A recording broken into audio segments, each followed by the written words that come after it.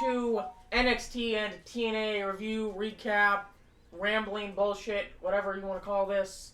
I'm Tofari. I'm CK. And I'm Knight Rider. Have a good day. That's at the end, buddy. You're gonna. I don't give a shit. Anyway. I don't give two rats. Do we not have sound again? No, I don't have a picture. Oh, that's just we haven't loaded in yet. Give us a moment. We're what's experiencing the word? Technical difficulties. What's the word we're looking for? Experiencing difficulties. We're troubleshooting. That's it. Something along those lines. Making sure we actually have sound that you guys can hear us. Because if you can't, well, then there's no point in this being up. Anyway. You getting the picture yet? Okay, we're good. Yep, we got sound. Anywho, let's start off with the first match of Javon Evans versus Sean Legacy versus Ashante Theodonis in a triple threat match. And Ricky Saints decides to join the commentary table at ringside because apparently the winner of this match would probably be next in line for a shot at the North American... North American? Yeah, there's so many titles, I get them all mixed up. The North American title on NXT against Ricky Saints. And Ricky Saints is like, you know what? I'm all down for it. Whoever wins here tonight, I'll face him. You know, I want to be a fighting champion, blah, blah, blah, blah, blah. So we start the match off. That makes it a little tart. It's good, though. Oh, yeah. We had some, Nuka-Cola Quantum. And it's sour, and he mixed in with his Coke. Anyway. We did find the comic book store. I'm not going to say anybody. I know it's at Fantasy Books, at least where we live. But Tafari found it a couple of weeks ago. Yeah. It's pretty tart. So and if you like... It's like, almost like the Smarties or a Sweet Tart drink. I don't know what kind of sweet tarts you've had, but they are not nearly that sour. I beg to differ. To me, Sweet Tart's a little tart. Not that tart. I think so. What it reminds me of is the Warheads. Well, yeah, I said they're more like Warheads than Smarties. Like, Smarties are not that tart at all. Anyway, we are way off subject. Okay. First match, Javon Evans versus Sean Legacy versus Ashante Theodonis for the #1 contendership of the North American title. And again, I am just going to say this before we even get into this. Great match. Well, not only that, Javon, all the matches on NXT are fucking phenomenal Javon anyway. Evans is a future World Heavyweight Champion. I'm going to tell you this, and I've said it before.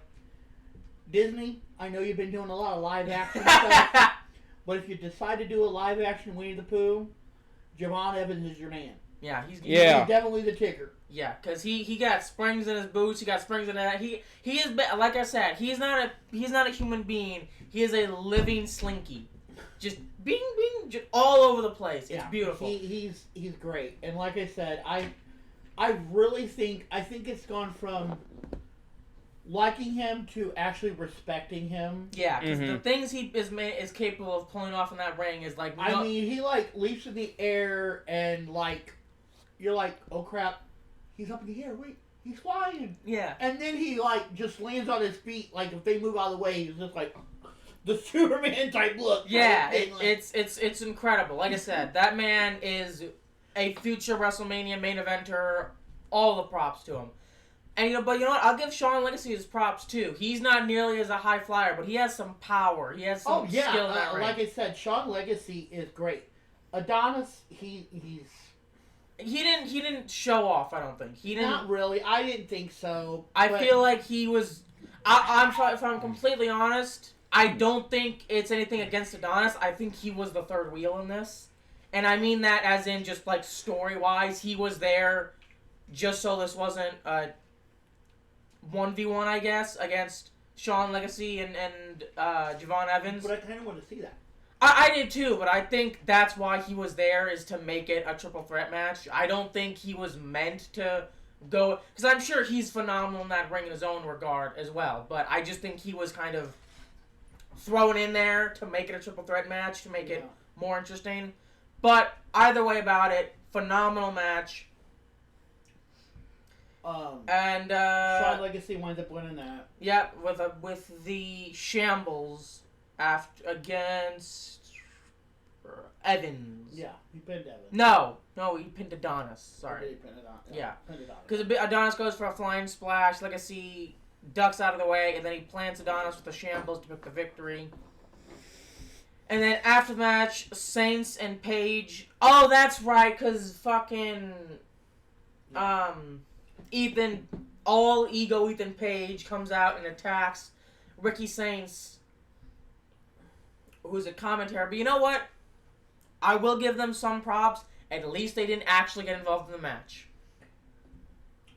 Although, then again, I'm pretty sure Javon Evans was a fucking idiot. Because here's the thing. He throws himself out of the ring, lands on top of both of them, completely takes himself out of the match. Mm-hmm. And then, after the match, they're both backed up punching each other again. So Javon, what the fuck was that about? You just threw away your best shot at a title. Why? Oh, he's going to get one. Oh, I agree. But, once again, I know it's story, but stop taking your eye off the ball. I don't care what's going on outside the ring. I don't care if there's 15 other motherfuckers out there beating the hell out of each other. My opponent's inside the ring. Anyway. Moving forward, we have Ava's backstage, and Phoebe Turner is back there, and she's like, Shawn Legacy's win is a win for both Shawn Legacy and Evolve. Mm-hmm. And Ava said that she's not happy about the Ricky Saints and Ethan Page brawl. You know, she congratulates Jasper Troy and Tyra May Steele on being the newest additions to the NXT roster after winning WWE LFG. They'll be making their debuts over the coming weeks. Tyra's excited, and Jasper tells Ava that he's going to make an impact on NXT starting tonight. And he does, but oh boy, did he fuck up. Yeah, he went after the big boy. We will get to that. That's at the very end of the show, but we'll get to that. Then after that, we have a Jordynne Grace promo. She says, in 2024, the top 3 free agents were Julia, Stephanie Vakir, and Jordynne Grace. We all signed with NXT with one goal in mind, and that's to be at the top of the best women's division in professional wrestling. Again, 100% agree. Now that Stephanie and I have both beat Julia, we are competing for that top spot in NXT. I have been watching Stephanie for a long time, and our paths are not that far from each other. We're actually very similar. We've sacrificed everything to get to the WWE. Everybody always talks about how Stephanie competed in Japan and Mexico. But you know what? So have I. Stephanie and I both dominated our territories. At Stand and Deliver, Stephanie got a piece of that. She escaped with the NXT Women's Championship once. But at Battleground, there is no escape. I know I'm the best. Stephanie thinks she's the best. And on Sunday in Tampa, we'll find out who's right. And I gotta say, look, I like I said, we've said it quite a few times. Jordynne is a future champion. Here's as much as I want Jordynne to win tomorrow. Or no, Sunday. Yeah. As much as I want her to win, I do see Tafari's point in it. I do think that Stephanie is just, in my opinion. Well, I'm not going to say better. I will. I agree, but I'm not going to say better. I think Jordynne Grace is great. I watched Jordynne Grace from TNA when she was wrestling. The little bit that I did catch when I could catch TNA. Okay? The point that I'm getting at, the core point that I'm getting at is I agree with you. And I agree that Stephanie is built different. Yeah. We've said that 100 times. I agree with you in the sense that I think Stephanie needs to, when she gets called up, it needs to be relinquishing the title. But I don't think they're going to give her that. Unfortunately. I do see her losing the title to Jordynne and then moving up to the main roster.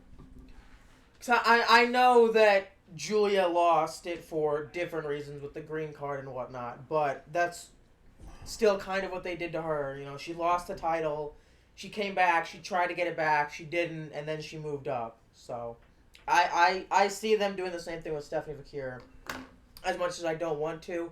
But at the same time, am I going to be mad if Jordynne wins? No. Just a little disappointed. Anyway. Disappointed that they could have done a better job with the story. Yeah. Like I said, no disrespect to Jordynne Grace. Jordynne Grace is phenomenal. She is an absolute beast in that ring. I just think Stephanie is that much better. I agree. 100%. You are not going to get an argument out of me out of that. Mm-hmm. The point that I'm getting at with that is that Jordynne and Stephanie are both competing on a level far superior to 99% of the locker yes. room. And that's already all talking. four. Yeah. That's already Five, talking about the best women's division in wrestling right now. NXT, it's not even close. Yeah, NXT division is like up here. The closest one is maybe if you put Raw and SmackDown together, they're like still right here. Yeah, then you got maybe TNA and notch below them. And TNA might even be right next to them, maybe a little bit above, but they're both in that like same general area, yeah. But NXT is just a step above everything. All right, a staircase above. We're talking full floor above, okay? Anyway, the point that we're trying to get at again, like what we have said, is that however they do this.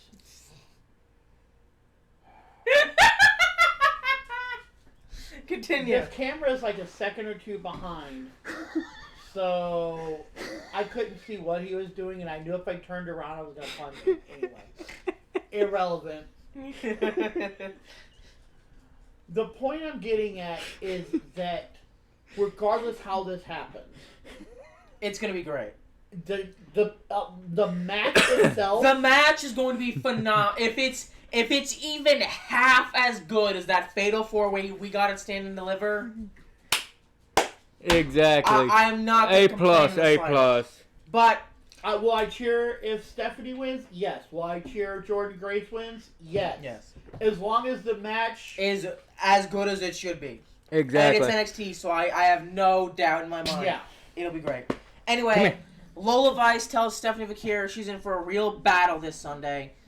But Lola is putting her money on Stephanie. Stephanie says that she appreciates that. She tells Lola that she'll talk to her after her interview. And then Lola runs into Fatal Influence.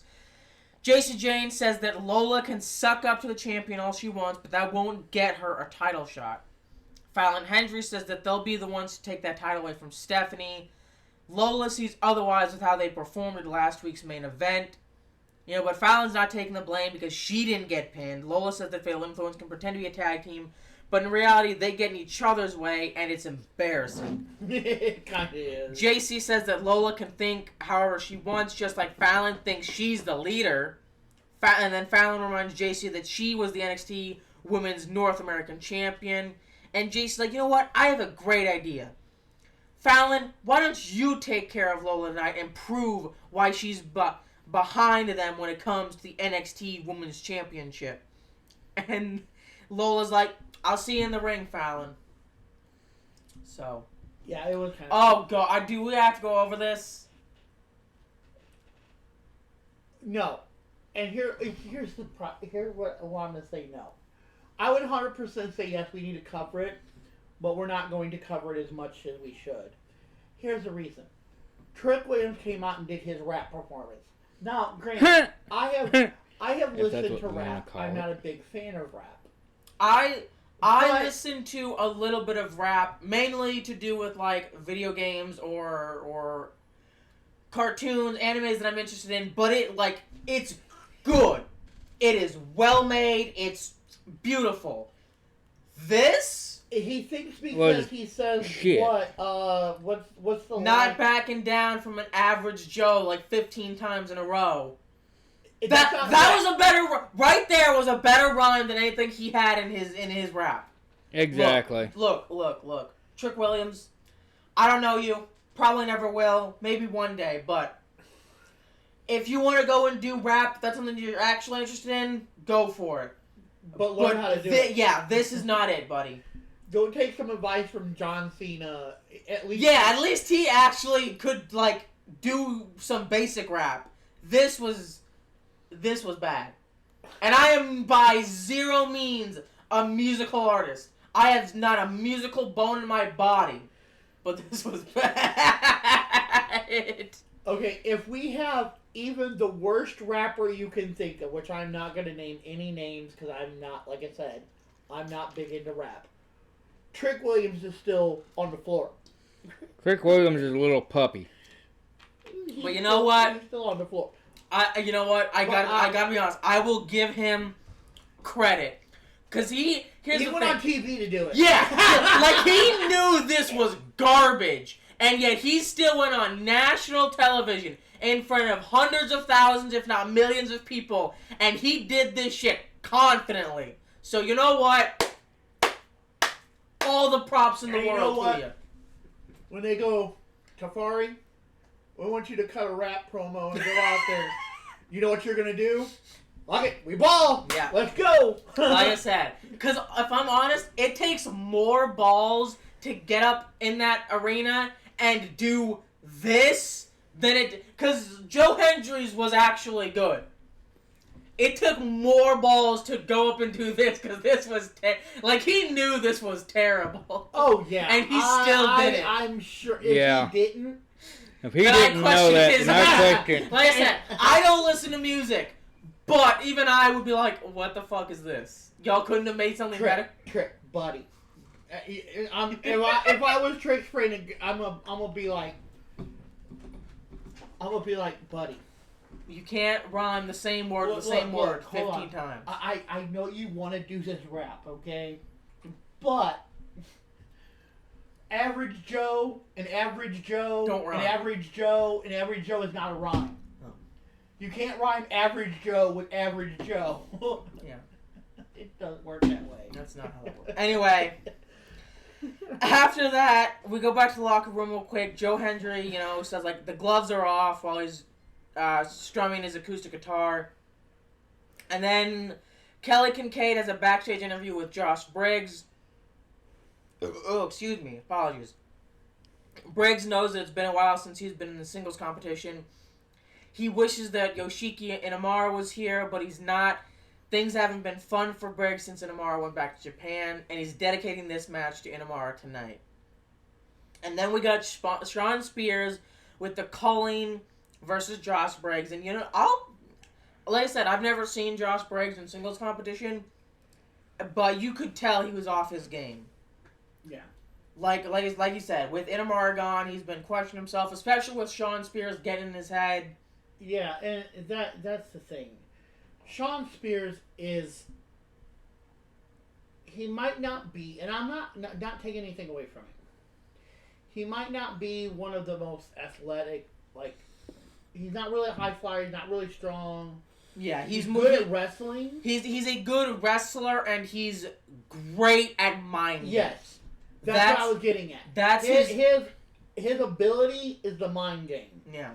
And if he can get in your head and get you to doubt yourself, then he could be the worst wrestler in the world, and he's still gonna beat you because you're doubting yourself, you're second guessing yourself, and that's exactly what he did here tonight. Well, Tuesday night, but you get the point. Yeah. Yep. But yeah, Shawn Spears wins the match with the.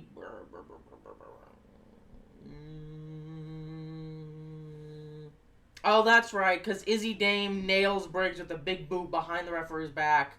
Actually, yeah, I forget. I kept thinking, like, but no, I'm pretty sure Briggs was actually, putting the hands to him for a good while. But, of course, you have Izzy Dame, you have the calling out there fucking with shit. She hits him with a big boot from behind. And then Spears connects to the inside cradle to pick up the victory. But then after the match, Briggs is obviously pissed off. He attacks Spears from behind, but the Colleen gang up on him, and then Hank and Tank storm out, make the save, basically, run him off. So we got your back. Yeah. And but like I said, where have the boys been? They won the championships, a month ago, if not more? And they haven't defended the titles once, I don't think. We've seen them in maybe 1 or 2 matches. What was the point in giving them the tag team titles if they're not going to be tag team champions? Because I feel like, and maybe I'm wrong, I feel like Hank and Tank are the kind of tag team that would want to be out there every week defending their titles. Yeah. I know that doesn't, you can't fit that into the story, especially in NXT when there's not that many tag teams, but you get the point. And then we have a backstage with Zarya and Sol Ruka. They run into Kalani Jordan in the women's locker room. And Kalani's like, just to be clear, when I beat Zarya tonight, I'm going to face Sol for the NXT Women's North American Championship at NXT Battleground. And Sol's like, I agreed to the terms last week. Kalani says that she wouldn't be surprised if Sol went back on her word. And Zarya says that Sol is the most genuine person in WWE, but Sol isn't gonna go back on her word. Just like Kalani won't be going to Battleground. Zarya says that she'll beat Kalani once again, just like she did 2 weeks ago. Kalani says that she'll see her at Battleground. And then this was weird. Yeah, but because Thea Hale confronts Tatum Paxley, but she has like the thing over. I have any announcers that are like the thing over her eye. Nobody said anything. Nobody kind of brought it up, but it was kind of like, why is that there? Yeah. But yeah, she confronts Tatum Paxley. She wants to, what's up with your behavior last week? I know that, Tatum, you're going through a lot right now, but you'll bounce back. And Tatum's like, you don't understand the toll that it takes to lose everyone you've been close to. And Thea says that she'll agree to disagree on that notion, because if anyone understands what it's like to lose everyone, it's her. And then Jada Parker comes in. She blasts Thea with the hypnotic out of nowhere. And I'm sorry. This part, it was terrible, but for some reason it was so funny to me. Because she leans down. She's like, Tatum, I feel bad for you. Something along those lines. And Tatum's like, really? And she's like, bitch, hell nah. I don't know why. It was so rude and disrespectful. Here's what really... I just, and you know this, even from before, and I understand she's a heel, but Jada Parker just eats at me. Like, I know she's good at what she does. Hence why she's a heel. But it's just like, she's one of those that just, your nerves and go. Let me ask you a question. Would you buy a ticket to see her get beat up? No. You know why? And when I tell you this, you're going to agree with me. Because she usually doesn't fucking lose. She is good. Yeah, she is. She is. And honestly, if I'm completely honest, that's the worst kind of heel. But it's also the best kind of heel because it makes you hate them even more. Because it's one thing to be, a heel, to be rude. BJ Rays, if you haven't watched LG, yeah, to be rude and arrogant. And have to cheat to win, have to get your buddies involved. The Miz is a prime example of it. And don't get me wrong. I've watched The Miz grow from a reality star who wanted to become a wrestler. To a wrestler. To also a TV star. Yeah. Yep. So I've watched him grow. Yep. Over the course of years. Exactly. And has he gotten better? By leaps and bounds, he has gotten better. But he's still not. On the microphone... The Miz is solid gold. Yeah. Yeah. Like, you're not going to touch Miz on the mic. And the ring seat here. Yeah. But here, like I said, Jada Parker, she might be arrogant. She might be entitled. She might think she's the cream of the crop. And she's damn near right. Like, she can back up her shit. And like I said, that is the most infuriating kind of heel. The kind of motherfucker who goes out there like, I'm the best in the world. I'm going to kick your ass. Yada, yada, yada. And then they actually go out and kick your ass. Yes. But, like I said, that's why she is what she is. But then we go... Oh, no. We go on to the third match. This was... can we even call this a match? I feel like it was more of an execution. What's the word? There's a term for it. Like lambs to the slaughter, but lambs to the slaughter, yeah. Oh, but no. Damn it! There's a word that I'm trying to think of, and it's not coming to my brain. But OTM versus Kale Dixon and Uriah Connors with Andre Chase. Andre Chase, yeah. It was bad. Like, they put up a fight. But not really. They got their asses whooped. But again, there were so many times in which one of them would get a hit and they were like... Yep. Yeah, OTM was like, what the fuck was... Okay, my turn. Boom! And they're... I think a fly just landed on me. Exactly. Boom! Anyway, back to business. And it was... OTM... Honestly, they violated them. Like, it was Remember bad. a couple weeks ago, I'm just going to say this. Remember a couple weeks ago when we were talking about, what was it? Are you thinking of Jey Uso versus... No, the... Harlem Lewis. Yeah, Harlem Lewis and Keanu Carver versus... What was it? Swipe Right? Yeah, Swipe Right of Vanity Project. Yeah, that's basically what this was. It was let's have a contest to see who can throw a human body the furthest. Yes. Let us know when you're ready to help the class. What's the... Oh... The word isn't coming to my brain, and it's causing psychic damage. Anyway. D&D term, I love it. Anyway, yeah. Then we get to... This was good. Is it? Am I stupid? This isn't the main event. No. For some reason, I thought this was the main event, but it's not. No. Damn it. We have the Oba Femi versus Miles Bourne segment, and this was good. This was amazing. Like, they both got a couple good shots. Look, if you are going into wrestling, if you are a professional wrestler right now, whether you're in TNA, whether you're on the main roster, wherever you are, and you want to do a face-to-face promo, look at this. This was as good of a face-to-face as I've seen in a long, long time. Yeah, I mean, they said what they needed to say. Oba Femi comes out there and he says, Miles, I see you came alone today. I can't quite tell if that makes you stupid or brave. Perhaps both. But I also do confidently feel that it is exactly why you've made this so far. You've made it this far. Yeah. Anyway, word was weird.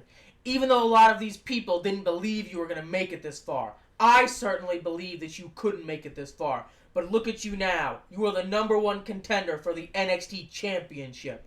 And it is also my understanding that this match is not just a fight for the title, that it is also a fight for everybody you are going to try to inspire and uplift, who has limitations and struggles, just like yourself.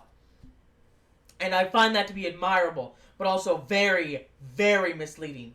Life is cruel, Miles. Good things don't always happen to good people.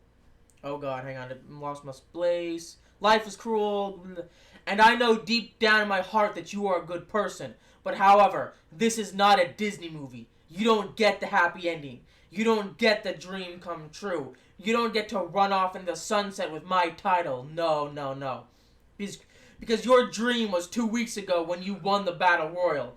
Your dream was last week when you beat Ethan Page. But make no mistake, this Sunday when you step into the ring with me and that bell rings, your dreams will die. Because you will realize very quickly that you are standing in the ring with the ruler, the destroyer, the bringer of war. And I will be merciless, relentless, and unforgiving. Because you want me to treat you like you're like everybody else. You want me to treat you like you're just like them, right? So be it. Join the line. Join the list of victims. Your fate will end in destruction at the hands of Oba Femi. And Miles comes back and he's like, I might be out here by myself, Oba, but I'm not alone. Tavon, Ren, Charlie, they've helped me train night and day. They're not the only ones that have my back. I'm carrying an entire community. Every kid who feels different. Every parent who worries that their child isn't going to fit in. Yeah, Oba, you're right. This is more than just winning a championship. It's about making a statement. So go ahead. Write me off as just another victim. Underestimate me. Like I said before, it certainly won't be the first doctors, nurses. They underestimated me. Every opponent I stepped in front of in my amateur wrestling underestimated me. Hell, I'm pretty sure coaches at the NXT tryouts underestimated me. But I proved them wrong. And at Battleground, it's going to be the toughest match of my career. But I've been surviving battles ever since I was born, Oba. But you're right. This isn't a Disney movie. But every ruler fails. I might be hard of hearing. But when I shock the world at Battleground, you're going to hear 1, 2, 3 loud and clear. Mm-hmm. And like I said, absolutely. It's like, I cannot sing this praises enough. Because we have seen so and many. this is something I really like. And I think I know where you're going to go. On the main roster, and they do it so much on NXT, this. But on the main roster, a face-to-face always turns into flipping the tables and a fist fight. In NXT, I can be right in your face, scream at you, and be like, boom, drop the mic and walk away. Exactly. I agree, but I'm not on even. NXT, I'm not you don't have all the necessarily. fist fights. I'm not even necessarily talking about the fist fights. I 1,000% agree. It should not end in a fist fight. But I mean the actual promos themselves, because we've seen so many promos. You know, face-to-face encounters where look at the CM Punk, Seth Rollins, and fucking Roman Reigns one, for example. Mm-hmm. It was basically just them coming out, blowing smoke up each other's asses, having a pissing contest in the middle of the ring. Yep. There was no substance. There was no nothing. This was beautiful. But I'm fighting to keep my title. I'm fighting to take your title. And I've got a whole community because I have a disability, which is great. I love the fact that he's proving a point. Yeah. That, you know, I know you're not going to know. You barely will know. Probably. But, give me a shot, we'll see. I don't want to bring this up, but I'm going to bring it up. We don't talk about AEW, but it's been in some of my news feeds and stuff that I get. Yeah. Zach Gowen came back, which was, he wrestled, 10, 15, 20 years ago now. Yeah. And he had one leg. Mm-hmm. And it's great that this is basically like them proving that doesn't matter who you are. I might have a hearing disability. I might have one leg. I might have this wrong or this wrong. But I can still get in the ring and whoop your ass. Yeah. Yep, exactly. And I 100% support I want to see Miles do it, don't get me wrong. Do I think he can do it? 100%. But I'm not going to be mad either way. Yeah, because here's the thing. Exactly. Oba Femi is champion for a reason. Like, that man Even him next to Miles. And Miles is not small. No, like Miles... Exactly. Excuse me. Alexa, There ain't one. how tall is Miles Bourne from NXT?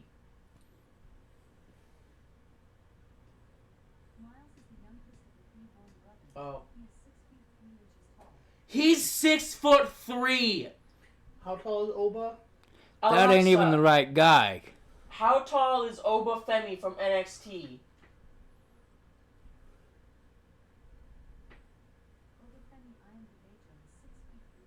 Okay, so Miles Bourne is not 6'3", but Oba Femi is 6'2". Hold on, let me look at my phone. Because yeah, it gave me some elder Miles person. How tall is Miles Bourne from NXT? 6'2". They're the same height. Miles Bourne, an NXT wrestler, is billed at 6'2". I could have sworn Oba was taller than him. How tall is Oba Femi? Oba Femi is 6 feet 6 inches tall. Okay, I was gonna say, I don't know what Alexa's talking about. But yeah. He's 6'6", so yeah, he's But like I said, Miles is not small. No, and Oba towers over even him. But here's the thing. But I'm talking even size-wise. I'm not talking height. I'm Oh talking yeah, just, no. like, He, build, like I said, he is built like a brick shit house. I know. I think this is the one we brought up. But I'm gonna tell you this: the Incredible Hulk is no longer green. The Incredible Hulk is a black man. He goes by the name of Oba Femi. Am I wrong? No. No. But The Incredible Hulk is anyway. no longer green. No. Miles Bourne leaves the ring, and this is where Jasper Troy makes his fatal mistake. Because he comes in and he attacks Oba Femi from behind with a running body block, and then nails him with a black hole slam. Bourne comes rushing back into the ring to make the save. You know, Jasper goes running away. And, Miles puts his hands out. Obi refuses it and climbs back to his feet on his own. Miles sees the title, grabs the title. Yeah, and then Oba, snatches it from him and holds him up over his head. And like I said, I love Jasper. He is a monster. But you know what? As much as you might not agree with what he did, or let me take this way, because I think I'm wording this wrong. As much as you think that this was a mistake, I agree. But he made a statement. Oh, I 1,000% agree. Because one thing I'm gonna tell you, Excuse me. this is something that I've learned. When you're the new kid on the block, your best thing to do is go take after out the the big- biggest dog in the yard. Yep, exactly. But here's the thing. Oh, man. With Excuse Oba me. Femi, Here's the thing. He hit him with his best shot, and Oba got back up afterwards like nothing fucking happened. Exactly. but here's my thing. Do I want to see this match? Oh, God, yes. But, like I've said, I love Jasper. He is a monster.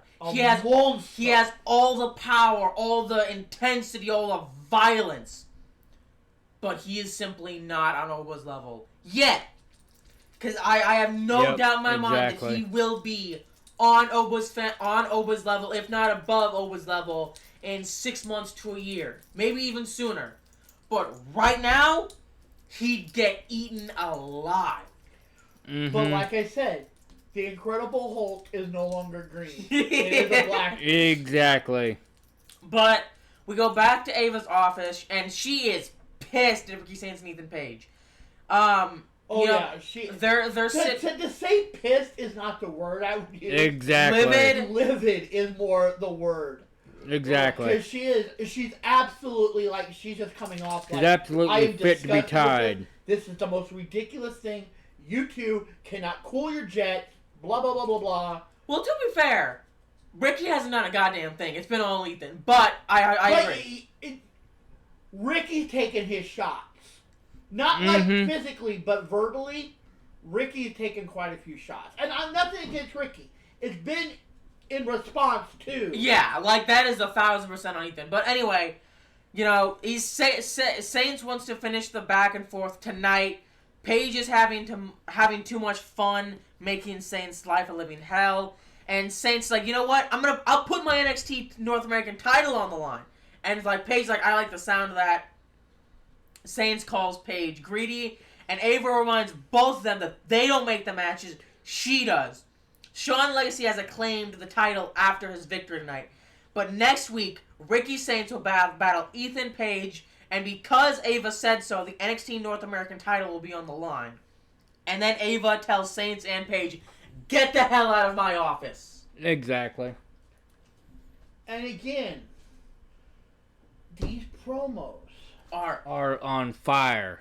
Are A+.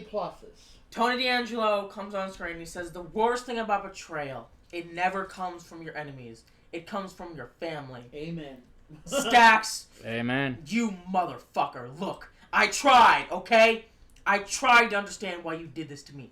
I tried to understand why you did this to the family. But I can't, because I'm not a coward. I thought you and me were built the same. Certainly we're cut from the same cloth. Growing up as kids, you were tough as nails, demonstrating loyalty to a fault. I saw ghost Stacks. Look, I brought you to NXT. I did that. Me and you, we ran the D'Angelo family. We rose to power. Me as the Don and you as the underboss. But that wasn't good enough. No, see, you wanted all the glory. You wanted to be the shot caller. You wanted everyone to pay tribute to you. I get it. But here's the thing, Stacks. You don't get it. See, you only see what I've allowed you to see. As the Don, there's a lot of pressure. You feel the full weight of the family on your shoulders. You worry about yourself. That's easy. That's why you're never gonna sit at the big chair. You got guts, but you got no brains. You're hot-headed. You made your bed, and at Battleground, you're gonna lay in it. Because on Sunday, there is no betrayal. There is no bailout. It's just me breaking your face. And Exactly. I'm going to tell you this. I know it's going to sound horrible. But I see one of two things happening, and neither one of them are good for The Don. D'Angelo. Yeah. I think he's going to lose regardless. Yeah. Because I am 90% sure he's going to the main roster. Yeah, I definitely see that. And leaving Stacks down there as the new underboss. Leaving Stacks down there as the new boss. Him Or, becoming I guess, the boss Don, of yeah. The Don. But here's my biggest issue. Where does Lucia lie? Exactly. He's dead. I know he's not, but... he still is under contract. They haven't, released him. Yeah, I know. So, is he going to show up and, one, side with Stacks, two, side with D'Angelo, or even a third option? Side with himself? No. When D'Angelo goes to the main roster, he goes with him and is the new underboss. Oh, have Lucia, what do you mean? Go up to the main roster and then he's the underboss? When D'Angelo goes up. I could see that, but here's the thing. I don't know if there's... if D'Angelo goes up, I don't know if there's going to be a Don and an underboss, because I don't know if they're I think the character will fit good. Well, I mean, is he still... Because there's no That's other... all D'Angelo's ever done. Tony D'Angelo has always been, this, Mob boss. Mob boss, Godfather. If they change his character, which they've done. Yeah. They've changed characters. Look, But a prime example of... And I know there's a lot of controversy over this, but, The Undertaker. Mm-hmm. He went from being The Undertaker to being the American Badass Undertaker. And then back to the Undertaker Dead Man, yeah. blah, blah, blah. Well, but what I'm saying is, we've had character changes. Yeah, what I'm more meaning, though, is how can you be... Unless he's just taking his goons with him, which feels cheap, but I guess they could do it, because unless he goes up there and he makes a new family, or he takes, what's her name? Rizzo. Unless he takes Rizzo with him as well, then I feel like there's no family to be the Don of. Unless he's taking his his hired goons with him. But Probably. They've done worse. That's true. But, just a thought. Yeah. Mm-hmm. I think either way, I think he will go to the main roster. I definitely see that. But it's going to be interesting seeing how they implement that and what his role is going to be. Because I don't think the Judgment Day is on Raw, right? Yes.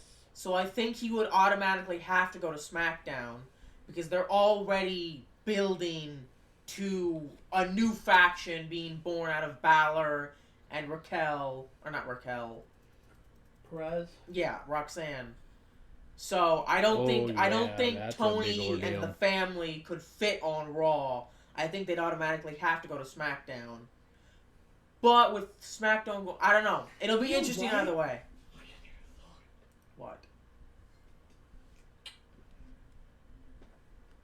What if the Judgment Day essentially breaks in two? Mm-hmm. Yeah. Hold on. D'Angelo comes in and brings, like, the other group, like Dominic, probably Liv and Raquel. No, Raquel. You think Raquel's going with Roxanne? That's it. No, JD. Oh, JD? Yeah. Make them the new family. Yep. And then they go against the JD new McDonough. Day. But what I'm saying is, just picture this for a second. I can't even say this. This is so funny. But it'd be funny to just envision in my head. So once you get this, you'll be laughing. Imagine Dominic Mysterio in a suit, sitting at like an Italian restaurant. Oh God. With his little mullet, his great stash going on there, sitting there in a suit. At the little Mama's Italian restaurant. Oh my God. Yep, I could see that happening. Imagine fucking Liv Morgan sitting next.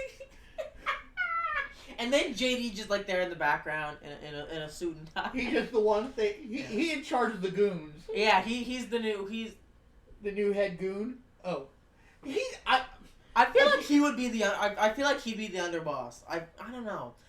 I think either way it goes, I don't think that's gonna happen. I don't think that's gonna happen either. But I just thought the picture Dom in like a suit and everything coming out in the suit and tie. It'd be funny. But yeah, that would definitely be interesting. Then we get on to the fourth match of the night because we've already been taking up too much time. Then on the fourth match of the night, Fallon Henry with JC Jane versus Lola Vice. Fallon what? Fallon Henley? I thought you said Hendry at first. That's what I thought too. I don't know. I might have said it. That's why I was like, ooh. Who? What? Who went where? For how many This months? is actually pretty good. Yeah, like, I was genuinely surprised with Henley's performance. I was expecting this to be like a shit show where she's just cheating and having to use her teammate to get ahead, but no, she was killing it. Yeah. But you also got to understand this. I see Fatal Influence kind of going...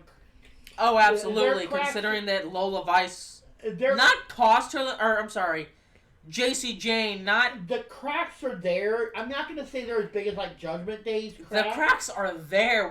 They're nothing but cracks. They're like the sidewalk we had to walk on yesterday. Oh, God. Anyway. But I'm saying, I don't think they're as big as like the cracks in the Judgment Day. Yes and no. I feel, like I said, I think these two are held together by like scotch tape and hot glue. Mm-hmm. All three of them, actually. But yeah. But anyway. Exactly. Jasmine Nix? Maybe. I know it's Nix. But yeah, considering that JC Jane not cost her the match, but kind of costs her the match because she gets up on the apron towards the latter half, tries to interfere, then Henley comes in with an attack from behind, hits Jace, and then Vice connects with the spinning back fist to pick up the victory. Yeah. And then after the match, Henley and Jane are arguing outside of the ring. So, like I said, them bitches are held together by scotch tape and hot glue. They need some duct tape. I don't think that's even enough. They're like a wet, soggy cardboard box. Ain't nothing saving that. Anyway, Kelly Kincaid has a sit-down interview with Stephanie Vakir. Stephanie says that being La Primera doesn't come without sacrifice. She had her first tryout in Chile in 2018, but she wasn't ready. She used that setback as motivation. She went to Japan and Mexico, and she honed her craft in lucha libre. She was hungry. She was cold. She sweat. She cried. She bled. But Stephanie doesn't look back. Her time in the independent scene was necessary for her goal to get to WWE. being in NXT has been a dream come true for Stephanie. She remembers seeing Rey Mysterio for the first time, and she knew what she had to become, a WWE superstar. And each defense, she's grown. It's all been worth it. Stephanie calls Jordynne Grace as her toughest challenge. She was at the top of TNA, and now she wants to be on the top in NXT. But she went through hell to become Luchador. Stephanie has conquered continents, and she has a message for Jordynne. When Jordynne steps inside Stephanie's hell, she will burn in flames. Again, I'm going to bring this up because it's a perfect time to kind of just say what we've been already saying. This match Was is phenomenal. going to be phenomenal. Absolutely. If they do not throw all the cards at this on the match, table, then there's a problem. It's NXT. They're gonna throw all the calls. It's not. Here's the thing. I called it for WrestleMania. I'm like, this is gonna be shit. And it was. Well, here again, we're gonna bring this up. At the end of Stand and Deliver, Tafari literally goes, "How much you want to bet that was the best we get all weekend?" And it was. And I was like, "No, this No. match will be pretty good. They got a fighting chance." And then we got to night one of WrestleMania. I'm not even going to go to night one. I'm going to go to match one. Exactly. My most anticipated match for the entire weekend. And we went, What the what fuck the fuck was was that? Exactly. It was like, oh God, my head hurts. Yeah. Why? Oh my God, I got a headache now. Why? Yeah, it was terrible. Anyway, And then it just went from there. like there was a slight like jump back up with the triple threat match, but it just immediately went back down. Anyway, And that's then night two started good and and then ended horrible. So. Yeah, exactly. But like I said, it's gonna be a great fight. And then I'm kind of disappointed they didn't actually go over this because I felt like the Dark State promo vignette thingy bobble, whatever you want to Well, call it it. was more kind of just them talking, I think. Like, but I felt like it was the only one we've gotten so far that wasn't them just saying like, yeah, we're dangerous. I mean, it was basically that, but it was them kind of going over who each of them were. But it was like we start off with one of them telling you about the next guy, and then that guy tells you about the next guy. Like, they weren't talking about themselves. They were, like, talking about their teammates. And that, I don't know. I thought it was pretty good. But I guess we don't get to go over that. Anyway, we go on to the fifth match of the night. Zarya versus Saria with Sol Ruka versus Kalani Jordan. And again, This match was awesome. Yeah. I'm just floored at, and I know we say this all the time. NXT is by far wish- better. I wish anybody who steps on, who watches my stuff, watches Exactly. our stuff, Go we had- watch NXT, please. We had people come Exactly. on and be like, well, I'm not a fan of NXT. I don't really watch it. I watch the main stuff. You're missing the best show. the best. When they say the best women's division, the best division in WWE, they are not kidding. Like I've said, the best division period in wrestling right now. Is NXT. It's not close. I wish it was. I genuinely wish it was close. Exactly, but it's not. Like I said, It don't even hold a NXT is candle. Here, Raw, SmackDown, TNA, they kind of grouped like here. Yep. We talking like full floor. Yeah. Yep. Like exactly. one story above them. Like Yep. they're working to achieve that. Yeah. But this match did not end how I expected it to. It did not either. I agree. Because Exactly. I would, and here's the thing, Zarya But I is. think it ended the way it was supposed to. Yeah. And the reason I say that is because as much as I want to see Zarya run through everybody, It makes sense that she can't. it makes sense that she can't. And it also buys them a little bit more time to keep Zarya and Soul together. Yeah, I agree. But yeah, do I because think that something is going to happen here? 1,000%. Because like I said, I think the crack's still there. Yeah. It's not as big as like say Judgment No, Day. I feel like there's still like a pretty solid, like cement holding. It's just got a few little cracks here and there. You might need to repair It's not a perfect team, but they're not. And I would love. But they're not a terrible team either. I'm thinking. You're thinking. What if they make Sol Ruka and Zarya a female version of Fraxia? Ooh. If you can get them crumbling, they just. That could be kind of cool. I like that. The more that they start crumbling, so I'm gonna just sit here and be quiet. Go ahead. No, what do you gotta say? That'd be awesome. Yeah. The more you see them start to crumble, yep. The more they become dangerous. The more they go. In that and they're that one instead of splitting apart and just fighting each other. Because what I'm saying is, I love that they broadcast their friendship and how they're completely almost different. two polar opposites, but they find a way to the old saying, opposite tracks. But like I said, this match is not how I expected it to. Because like I said, I'm like Zarya was dominating for a good majority of this match, but names are difficult. Hang on. Kalani was getting some good looks in, but it all falls apart when Sol Ruka jumps up on the apron.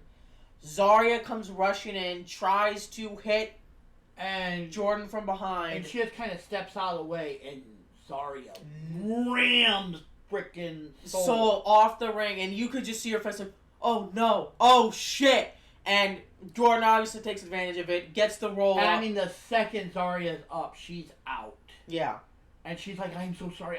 You can see it, like, she is, like, just inside her own head, like, yeah.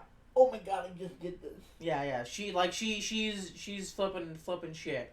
But like I said, Jordan rolls Zarya up to win the pinfall, so now she is the #1 contender for Sol's championship. I assume we're gonna get that next week. Actually, no. No, it's Battleground. Yeah, so Sunday. So here is, I think we have one more. Yeah, we have the concert, which is the finale. Yeah. This is the final matches for Sunday, at least as they're posted. Yep, we have Sol Ruka versus Kalani Jordan for the WWE NXT North American Championship. Hank Walker, Tank Ledger, Josh Briggs versus The Calling in a 6-man tag team match. Tony D'Angelo versus Channing Lorenzo. Which is Stacks. Yeah. Stephanie Vakir versus Jordan Grace for the WWE NXT Women's Championship. Oba Femi versus Miles Bourne for the WWE NXT Championship. And then Joe Hendry versus Trick Williams for the TNA World Heavyweight Championship. Now I want you to think about this for a second. There is 1, 2, 3, 4, 5, 6 matches. Mm-hmm. All but 2 of them are title matches. Yeah. As opposed to WrestleMania, which was... Ugh. Anyway. But here's the thing. Go ahead. Oh, well, no, we'll talk about it after. Go ahead. After no, because it involved this. Because Joe comes out there, and we're not gonna go through the whole thing, but to put it shortly, Joe actually, had a competent, lyrical. But what I thought was funny was he's like. He gets the crowd to start chanting, "Whoop that trick! Whoop that trick! Everybody else said Mello's bitch." Yeah, you say you say whoop that trick, whoop that trick. Everybody else says Mello's bitch. Yep. So, it was funny because then Trick comes out, and he's like, "You must be out of your mind, dog." Pulling up on some old footage. Oh yeah, right. I forgot he pulled up Mello and him. I guess it was an footage. indie movie or something. That's what it looked like. It was them doing a promo a couple years back that we didn't see. Yeah. but he pulled it up, and he was like running away from some like scary like monster or whatever, and he just photoshopped Joe Hendry's face on it. And they photoshopped Joe Hendry's face into it. It was great. But Trick is like, you must be out of your mind, dog. Pulling up some old footage. That's the past. Nobody listens to the past anymore, dog. Hey, y'all can keep chanting if you want to. Chant it if you want to. But I heard someone say, Average Joe. Like, and he acts like that's such like a ooh, I really got him with that one. I'm telling you, you heard a lot of people like Mello's bitch. Oh yeah, the entire crowd was, but he heard somebody saying Average Joe. Yeah. I think it was you in your head. yeah. But anyway. Trick, he clocks Hendry with the microphone. He delivers the cyclone kick, and he goes for the trick shot, but Hendry counters with just a blast in a guitar over his kneecap, and then he hits him with the trick, the standing ovation, and he stands over them holding the title, says, how does he word it? You're still your NXT champion or something? No, he says... Or TNA champion, I'm sorry. Yeah, how does he word it? I don't know. He basically says, the end of the day, you know... he says, at the end of the day, Joe Hendry is still the champion of TNA. So, yeah. Speaking of TNA, let's go on to TNA Impact. We start off with Mustafa Ali versus Ace Austin. Which we had the whole repeat, or the recap of what happened last week and all that. And it was found out that Mustafa Ali, or Ace Austin was going to get a shot at Mustafa Ali for what happened. But yeah, like I said, Mustafa Ali is just a little bitch. And everybody was like, "Oh, there's something wrong with him. He's become cold and dangerous." And like he's literally the exact same guy, except now he wears a bitchy face and he doesn't talk as much. Which is fine. Yeah, I mean, I guess. I don't want to hear him talk. I don't either. He's so whiny. But the match is going. Hey, I know who a new tag team partner can be. They can call it Bitch and Wine Incorporated. We can have Mustafa Weiner and Drew McIntyre. But the match is going about as you expect. Yeah. Ace Austin is going for the 450 splash. But then Tasha distracts Ace, allowing Ali to lock in an ankle hold and make Ace tap out since his leg has been hurt since the past few weeks after he was attacked backstage. Mm-hmm. And then we have a backstage promo by the System. Brian Myers says they couldn't pass the opportunity to beat up Joe Hendry and Elijah. Eddie Edwards says to pay close attention to his match tonight. Moose says they will stick their foot straight up Elijah's ass, and they'll let all of Canada know that you always trust the System. And I love this. There was the guy in there in the Impact Zone with the sign that says "Never trust the System." Yeah. Or the System doesn't work or something. Or the system doesn't work. Yeah. And we'll get to that a little more later, but. Yeah, but then we have a short little promo backstage with Rosemary basically saying, Zaya, you either embrace the darkness or we will drag you into it kicking and screaming. And you just see, she pans down to Li Yang Lee, who's been knocked out on like one of like the rolly things that you put like equipment on and move it around. Yep. And then we go on to the Northern Armory versus the Aztec Warriors.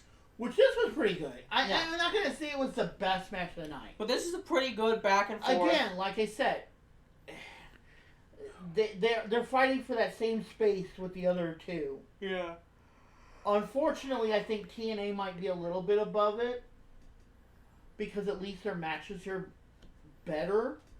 You know what? I feel like Raw and SmackDown's matches are getting I agree. better. I feel like over the past few, we gave them a lot of shit for WrestleMania.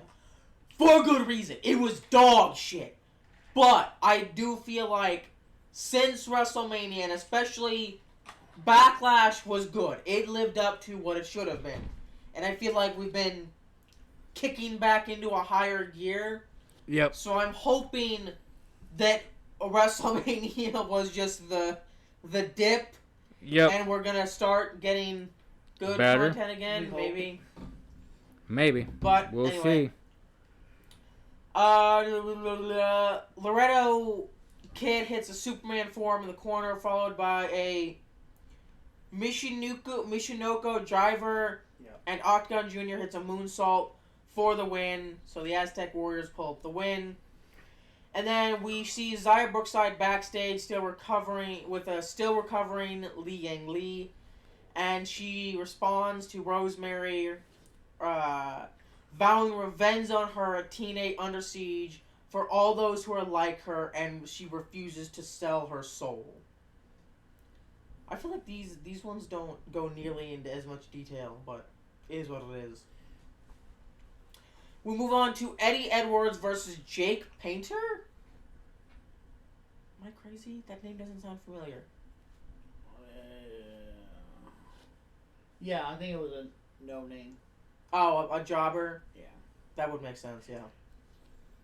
Because it was more like trying to make him look good. Yeah.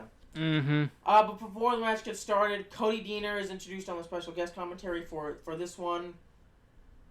And this is basically just a slaughter. I still can't think of the word that I'm trying to think of. But he gets it, like I said, it's a jobber. It's basically just to make him look good. Eddie Edwards wins the match with the Boston Knee Party.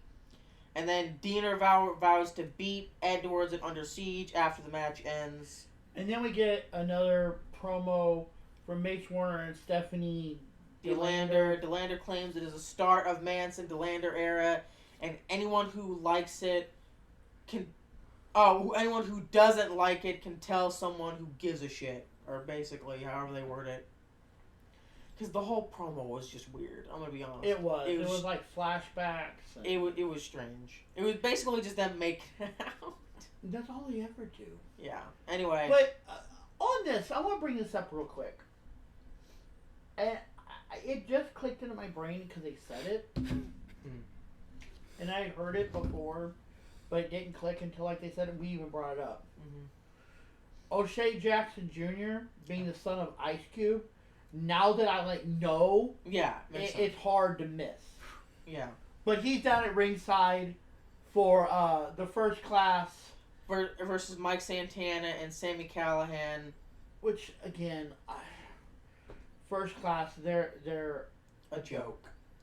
But here's the thing, as much as we clown on them, they do end up pulling out the victory because, well, yes. But here's the thing. What's the big guy's name? If we can even bother remembering. Francis. Yeah, Francis. AJ Francis. He's a big guy. I was trying to think Top Dollar, but that's his WWE name. He is. From everything I've seen, he's not bad. He's not nearly as athletic as Ivar or Sean Lacey, but that. I don't remember what he calls it, but basically the move he does where he runs and kicks you in the corner and then does the over the rope and catches himself on one hand and flips to the outside. He can move for a big guy. So I feel like he has potential. He's just playing the role of a complete and utter jackass. So he's not even good at it. I'm not saying I think he should be a face. But I feel like he could be better. I agree, because it's not even one of the things where it's wow, I really hate those guys. It's one of the ones where I'm I just don't care. Yeah. That's what I'm getting at. They're more or less it's First Class. Yeah, it's not even First Class. I fucking hate these guys. It's these guys. Okay. When is this segment going to be over? Yeah. Yeah. That's just me anyway. I don't know. No, I 100% agree with that. But yeah, they managed to pull out the win, after, for the life of me, I thought somebody else got involved, but I guess not. Because, they're just cheating little bitches. But then we get to probably one of the funniest and... Yeah. Santana Marella and Robert Stone debate, moderated by Gia Miller. Santina has Ariana Grace with him. Stone has Victoria Crawford with him. Gia Miller's the moderator. Santina says, I came to TNA with an open mind, and if I can get my finger on the pulse and get a little taste of the business. Now he's coming, and now Stone is coming here with his shenanigans. Robert Stone says Santina has done nothing to make this a better place. Santina is a joke, always has been, and always will be. He does not deserve to be in a position of power in wrestling and doesn't deserve to be in the business. He says this is about making TNA wrestling a better place. That when he's in charge of TNA, he's going to fire all of the losers and he's going to make them a lot of money. Mm-hmm. But if Santina has control, he's going to run it into the ground. And Santina's like, you're stupid. TNA is rising to the top. Stone might have the fancy style, but Santina has a sense of what the people want. He came from the people. The people are his extended family. They're his family. They stick together. They fight together. And then before he can finish, Tessa Blanchard comes up, attacks Ariana Grace, and then Masha Slamovich runs into the ring, attacks Victoria, but Tessa takes her out from behind. Then Ariana Grace grabs Tessa from behind and punches Tessa to the ground. And then, this was the funniest shit. Because Tessa, she picks up, oh yeah, we were talking about She picks up Tessa and powerbombs her onto the table, but it doesn't break. It bows a little bit. So she sets it up in the corner and hits a running Samoan drop onto it. And it's still, and I even said the table still holds up. The table was like this thick. Like, it was a thick, solid wooden table. And now on WWE, that table would have snapped. Yeah, the tables we get in WWE are like this paper thick. thin. Yeah.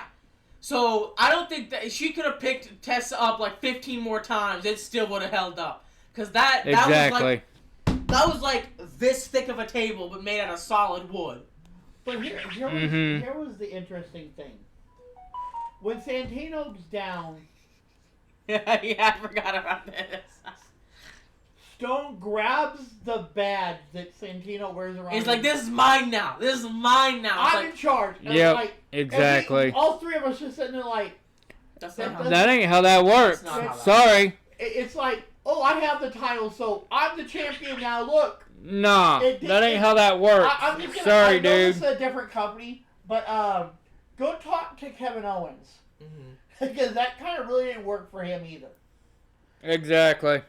Yeah.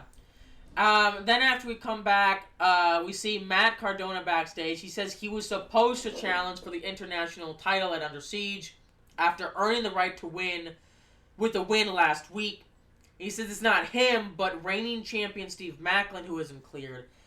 Excuse me. And then Santino comes up and he says that they will have their international title match next week on the show instead. And then we have Spitfire versus Vipress and Maserati. And again, I love Spitfire. I do. I think they're crazy. They're chaotic. Awesome. They're not opposites, but they're just always.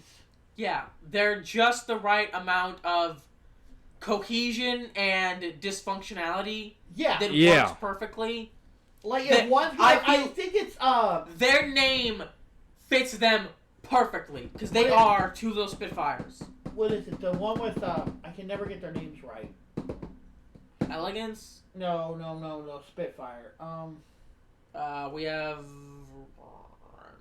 We have Jody Threat and I can never think of their names. Deanna Luna. Yeah, Danny Luna. Danny Luna, I think, is the one that's kind of a little more sane. Yeah. And I love the other one because sometimes she'll like start. Yeah, acting like a calm down. It's not that serious. It's never that serious. We got this. Yeah. So, but I always find that they kind of have that bounce to them. But once again, this was just a It was good. Yeah. It wasn't, again, like I said, it was not great. But it was better than some of the shit we get. Yeah, that's true. But damn it, the word isn't coming to me and I hate it so much. Are we still exhibition. That's it. Isn't that the word I'm looking for? Exhibition match? What are you trying to... Like an exhibition where it's basically just like a lamb to the slaughter type. Hang on. I have to... I finally found the word. No... What? Not that. That's not the word I'm looking for.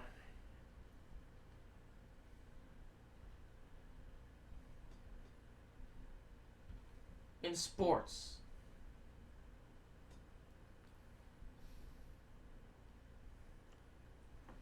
You've lost me at what you're talking about.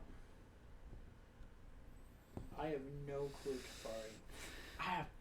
Exactly. He's I don't know. He's Maybe way I'm off making in shit left up. field. Anyway, moving forward. He's on one of his... You've never heard of like an exhibition match? Yes, but I don't know what you're talking about. Isn't it? I could have sworn an exhibition match is like putting a toddler up against prime Mike Tyson. Like it's not even meant to be close. It's more for entertainment purposes. I've than never heard it called that. Neither I have don't know. I. Maybe I don't know. Maybe I'm making shit up. Anyway, I'm pretty sure this is this the I think main this is the final. Yeah, we have Joe Hendry and Elijah versus Moose and Brian Myers. And of course, Trick Williams has to be out there in commentary, basically blowing smoke up his own ass. Exactly, because that's all he does. This one is pretty good, honestly. There's a lot of back and forth, a lot of tags, and of course, Joe Hendry's shoulder is hurt again. He has to have the tape there because it's TNA. You gotta be, what's the word? Consistent on TNA. But when he goes over to NXT WrestleMania, his shoulder's fine. Doesn't matter. But anyway, like I said, this is a pretty good back and forth match. The system gets their licks in, but for the most part, they win. Joe Hendry and Elijah win. But like I said, because I was worried that Joe Hendry got the last hit in, that means he's gonna lose. Well, but again, let's go down this list, because we get that Joe Hendry and Elijah win, but after the match, Hendry and Elijah are attacked by Frankie Kazarian. Oh, that's right. And Trick Williams just sort of stands there like, I'm in this for myself, buddy. You go for it, but I'm not involved in all that. But isn't he his partner at Under Siege? Yes. So here's my thing. Again. They need to lose. Elijah, and maybe not lose the match, but Joe Hendry cannot be standing at the end of it. Because if he is, and we follow regular WWE rules, that means he loses the title. And I'm sorry, Trick Williams does not need to be the first man to win a championship across the line. Yep, I will be right back. Alright, well, Before we start Discord, I'll be right back. I figure that way it gives you kind of something to... Oh, go for it. But yeah, look. You might be a great big old fan of Trick Williams. Apparently Shawn Michaels is, because he thinks that the man of NXT is between Obafemi and Trick Williams. I don't know what crack he is smoking, but Trick Williams is not even in the same ballpark as Obafemi. Not in my opinion anyway, and I know my opinion doesn't really mean jack shit. But exactly, mine Trick don't either, Williams, so. And like I said, we've only been watching NXT for, what, 3-4 months, if that? If that. But from everything I've seen of Trick Williams so far, he's not that good. He has done nothing to impress me in that ring. When he was going up against Obafemi, he got his ass kicked. Javon Evans impressed me an absurd amount. Like, he's been impressing ever since he finished up his stuff with Ethan Page. His stuff with Ethan Page was kind of story-wise it was good, but it did not show off his in-ring capability because he was forced to the ground and pound. That's not his thing. He is a high flyer. But anyway, you can disagree 1,000%. Maybe Trick Williams is the next golden child. Maybe he's the next John Cena. I don't know. I don't think he's that good. In the ring, out of the ring, he is my opinion, anyway. But now that you are back, we can go over to Discord. Yeah, you can get there when I'm rolling back.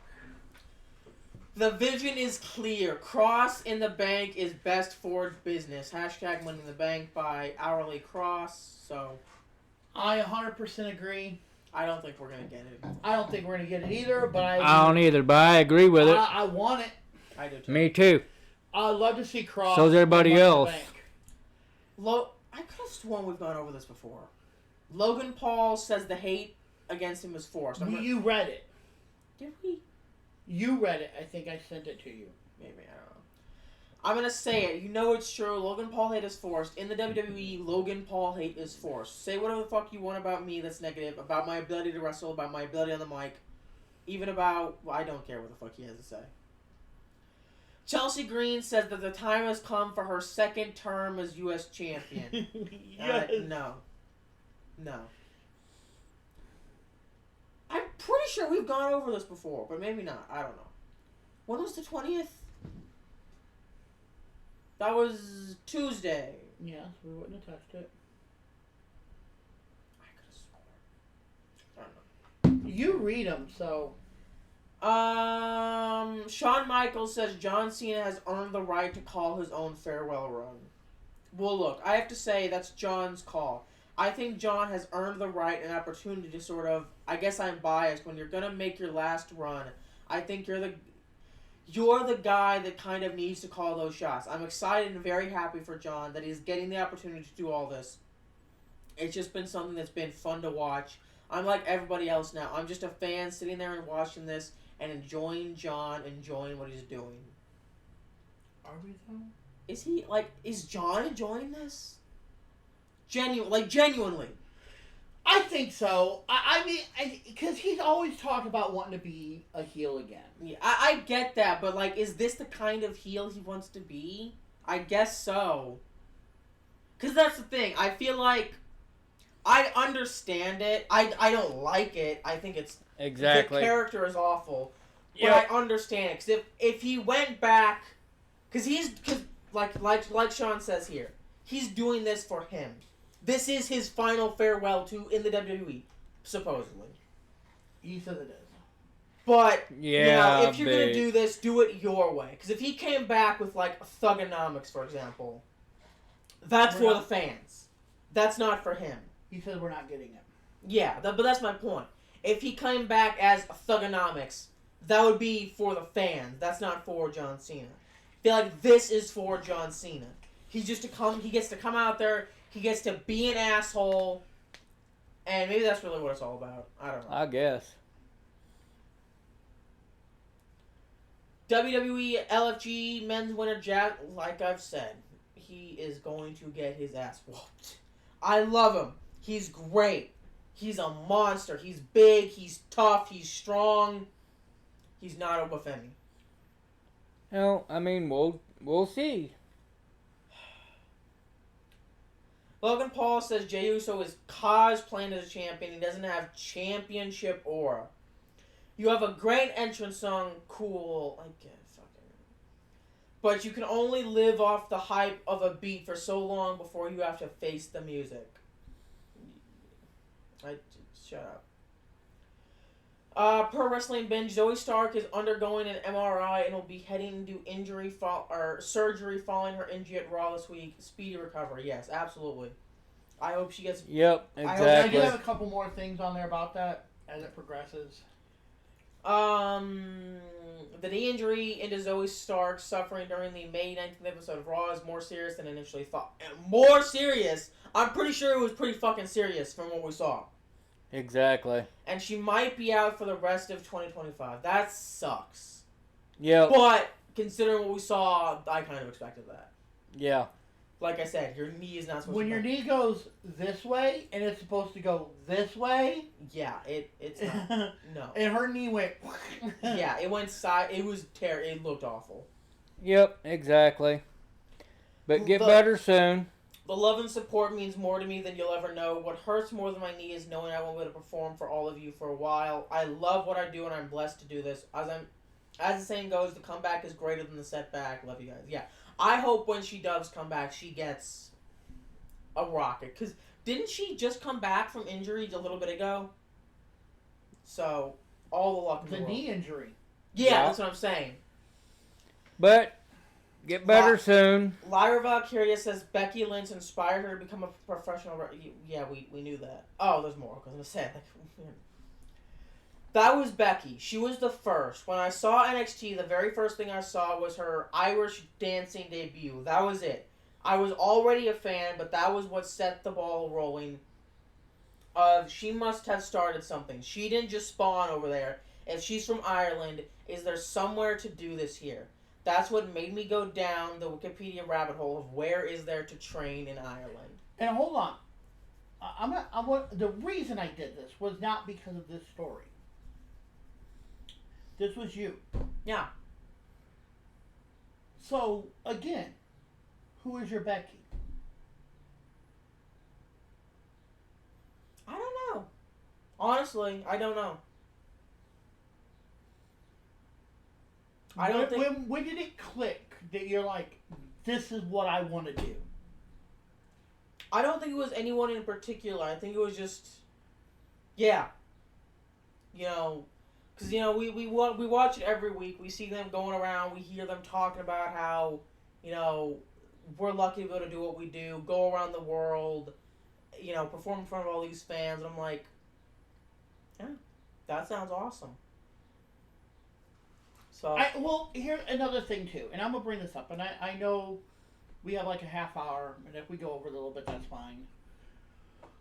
But I do want to bring this up, and something we have discussed, maybe not as much on here as we've discussed it in off private. camera.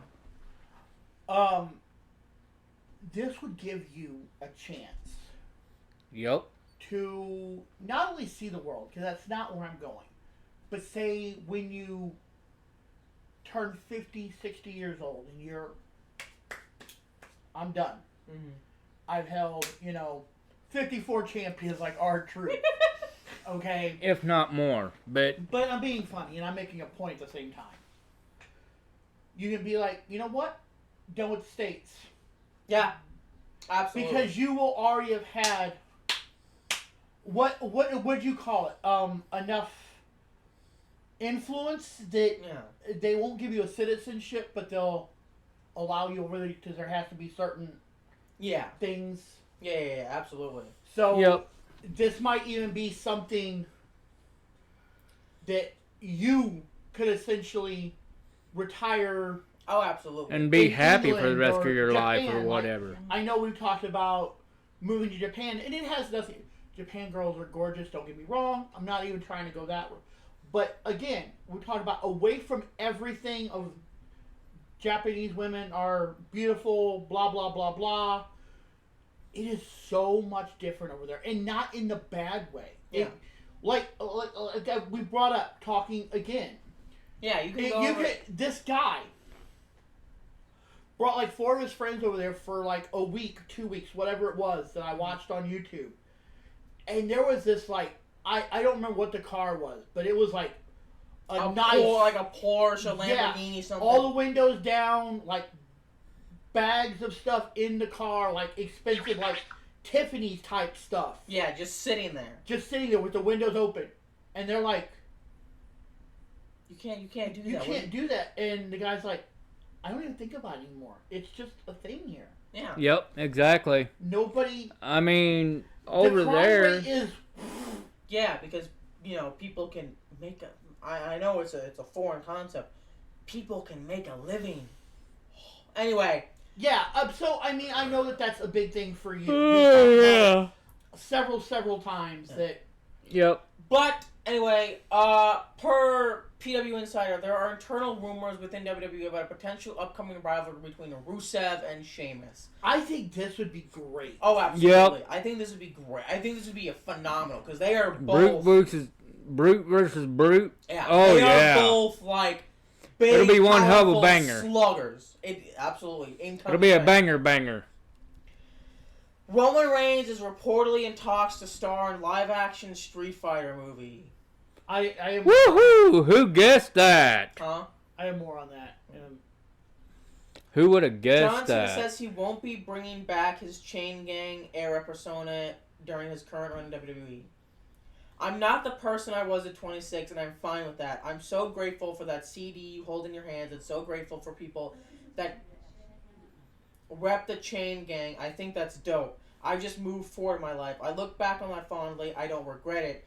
I'm just in a different place. You won't see any of that stuff from me going forward, I think. And that, like I said, that makes sense.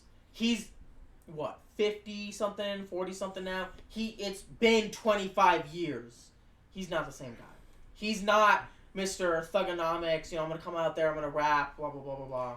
But I think that's the heel a lot of people wanted for his. Mm-hmm. Yeah. Exactly. That's what I wanted. Yeah, that's what I was guessing. I would have been like, yes, John Cena, my boy! Beat their ass! And instead I got... But see, that's not a heel then. Actually, yeah, it would be. And not if you're cheering for him. Anyway, I get what you're saying, but Roman Reigns is set to play Akuma in Street Fighter. Whoever that is, I don't play Street Fighter. I haven't played new Street Fighters, but that was the picture, and I don't know if I see Roman Reigns playing a live action version of that. That isn't even, not unless he like dyes his hair and spikes it, and even then. Well, we did have Sheamus dye his hair red and spike it all up when he did what was it, Rocksteady? Yes. Oh, for Teenage... Yeah, I remember that now. He did dye his hair and... Yes, he did, boy. And he done damn good, too. I wanted to bring this up because I thought this was interesting. Top 3 WWE wrestlers with the most wrestled matches in 2025 so far. LA Knight with 29 matches. Stephanie Vakir with 26 matches, and Penta with 23 matches. Wow. Stephanie Vakir has the best win percentage with 80.8%. 21 wins, 4 losses, 1 draw. Way to go. Because I know we talk about Stephanie You Vakir a are. lot. She is built way different, guys. I mean, And for even being the top 3, fighting the most, to be at 26 matches, exactly. and we're only halfway through the year, Yeah. or not even halfway. She's Exactly. only been, and especially since she's only been in 8 months. exactly. 7, I think. Was it 7? She's And doing here we very have awesome. 80% Win rate. win rate. 80%. I think she's You going. realize how good that actually Look at Finn Balor. Yeah. He's won like 2 out of his last 28 matches or something like that. Exactly. The first Evolved Women's Champion will be crowned next week. I think Kyra Armstrong takes it. Kylie Armstrong? Yeah. I'm Kylie gonna... Yeah, Kylie Armstrong. 100%. Again, I do not like her. But, again... She's the worst kind of heel. Exactly. Because she can back it up. Exactly, and it's what we've already said. She is, when it comes to Evolve, I hate to say it this way, but she's a Stephanie. Yeah, we got that tonight, don't we? Yes, she is a Stephanie Bakir, and the reason I say that isn't because I think she's, okay, how am I trying to say this? She is good in that ring and what she does. She Yes. is powerful. She's technical. Awesome. She is ferocious. And here's another thing. If this was a true Fatal 4-Way, I would still put my money on Callie. However, I'm gonna double down because we have the woman on the left and the woman on the right. Because this is gonna become basically 2 one-on-one matches. Oh, it's going to become Kendall Gray and Kali. Yeah, because Wendy Chu doesn't care. But Kylie is going to go after Wendy Chu like a bloodhound going after a fucking rabbit in the woods. Yes. So, again, what I'm going to say is that this is one of those rare cases in which I might not like her like persona, but as her ability, I'm gonna be rooting for Callie Armstrong. Yes, I'm gonna say 100%, and because the reason I say that is because do I hate her? Yes. Do I think her ability in that ring is better than the three of them? 100%. Yep, and that's what makes her even more worse and better at the same time. Yeah. If that makes sense. Yes. It makes you hate her even more because she comes out there, I'm the best, I'm the greatest, none of you can touch me, and she's right. Yeah. Exactly. And that's, like you said, that is the absolute worst kind of heel. And the best kind at the same time. Because, and I'm not trying to bring up Raw. Is it Raw? No, are you talking about The Miz? No, the Boo Day. No, they're on. Yeah, they're on Raw. Here's why I'm saying that is because they come out there. They come out there and they're genuine jackasses. Yep. And they're good, but they're not great. Exactly. Here's my thing. And I know it's not going to happen because they're facing. It's a triple threat match. They're facing what's. Oh, give me a sec. Come on, help me out. Street Profits. But Axiom is probably the greatest tag team. Right now, absolutely. Yeah, it's not even close. Yeah. Also, I hadn't been actually on the screen the whole time, but it's fine. I got it now. What screen? This. The whole entire time? Yeah, it's fine. We're professionals. Anyway, let's get this. I'm gonna shoot him. Yeah, with your Nerf gun? Yeah. Okay. No. Okay. No. Yeah. We're gonna have to show you guys one day. Ryan, completely off topic. That's kind of on brand for us, so. You opened your pie hole. Alexa, turn on Kyle's light. You opened your pie hole. He has one of the big Nerf guns. You opened your mouth. And it has like 80 bullets, something like that. You opened your pie hole.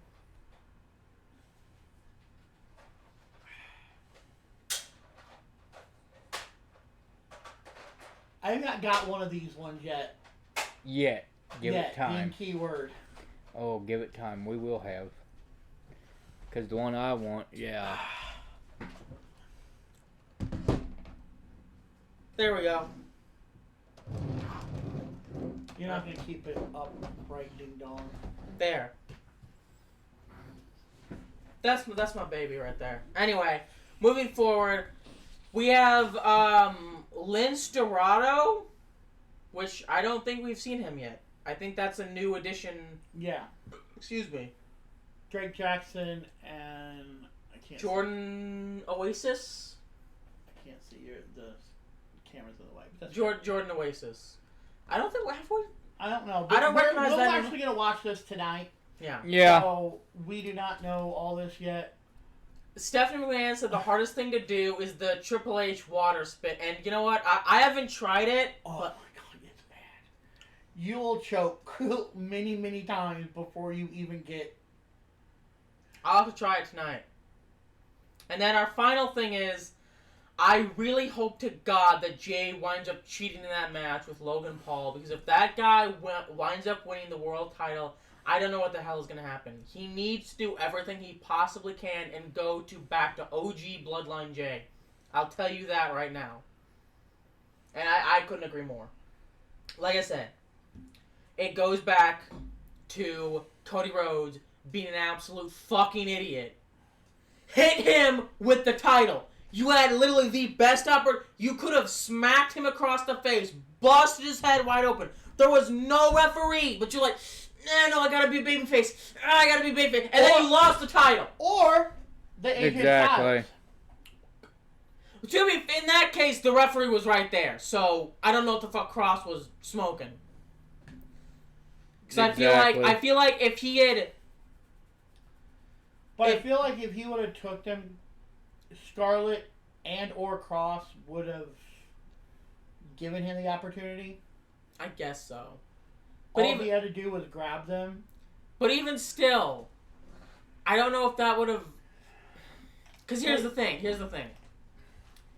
Would that have, if AJ had taken the brass knuckles and used them to beat Logan Paul, wouldn't that just legitimize him more? Because he would have come out there and be like, oh, AJ had to cheat to beat me, yada yada yada yada yada yada. And you know what I would have said? Suck the fuck up, bitch. You lost. Because that's what he said. He said, it doesn't matter, I won. Because when Captain Kelly was like, do you think you could have beaten him? And he's like, I don't see how that's relevant. I won the match. So yeah, fuck yourself. Anyway. Exactly. No, that's where I was going, but not where I was going. How many times has Logan Paul cheated to win a match? That doesn't matter. Exactly. He won the match. That's what he says. I think he's a piece of shit. Okay. Oh, can we bring that up real quick? I might be like legitimizing him, but what? That what you told me. Oh, I don't even want to. That Okay. It's such old news at this point that it doesn't do anything. It wouldn't matter. It wouldn't change. Okay. It would not change. But here's the thing, guys. I think that is it. Yes, that is. We do have a long weekend, so here I'm trying to really, and maybe we can discuss this. We have a couple minutes left. Well, I think. How do we want to pull this off for? Well, we're gonna watch. Because here's the thing: if we watch Evolve and SmackDown tonight, We stream tomorrow. we like stream tomorrow. Then we have Saturday Night Main Event. We have Under Siege technically tonight. Wait, Under Siege just. I forgot. Yes. So here's what I'm thinking. I'm thinking we're gonna have to watch Under Siege on Sunday when we watch. But you won't be here. It's a one shot. I'll be back, and if not, we can always go an hour. So over. here's what I was thinking.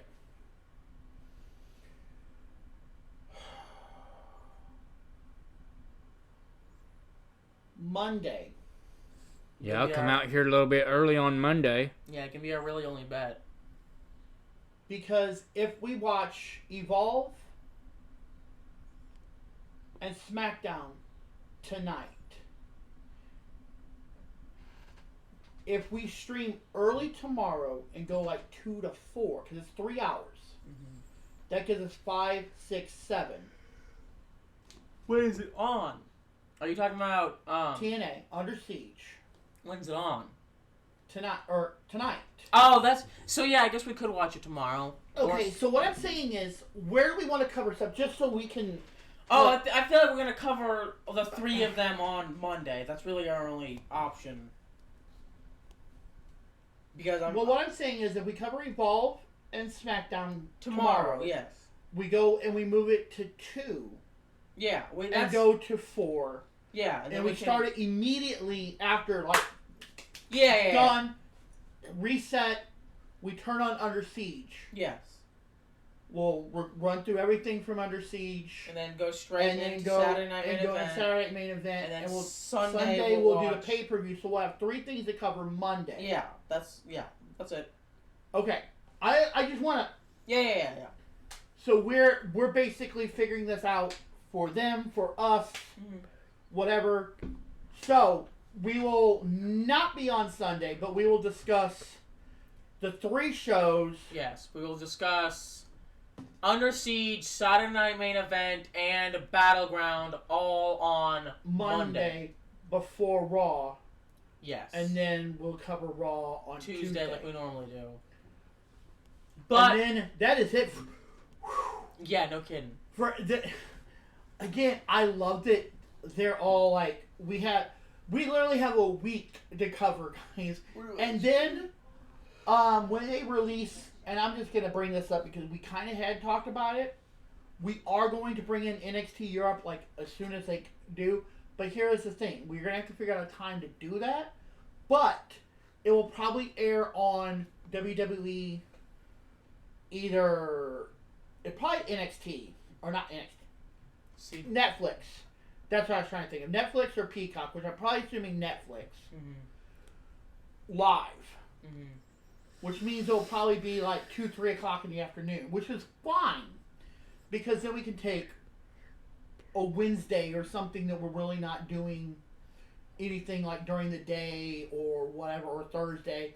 We'll eliminate probably Thursday and watch it Thursday and then try to cover it with something else. Yep. But, I believe that is it from us. So, guys, if you've made it this far in the stream, go ahead, give us a follow. If you're watching this on YouTube, like, comment, share, subscribe. If you want to chat with us, go ahead and join our Discord server. If you want to help support us, press that donate button in the About Me Yes, section. please press the big red button. press the button. Normally we would argue and say, please don't press the button, but in this case, press the big red button. You know what? I do want to do something Thursday, because I got appointment Wednesday. Yes. A doctor's appointment. So Thursday, I want to do what we were talking about. The cheaters? Nope. Google. Oh, Google Feud? Yeah, we can do that. I want to do Google Feud.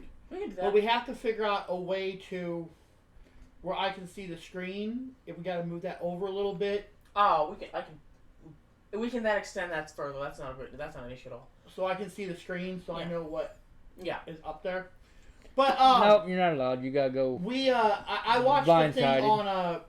on Grayscale Plays called Google Feud, and it looked horrifyingly horrible.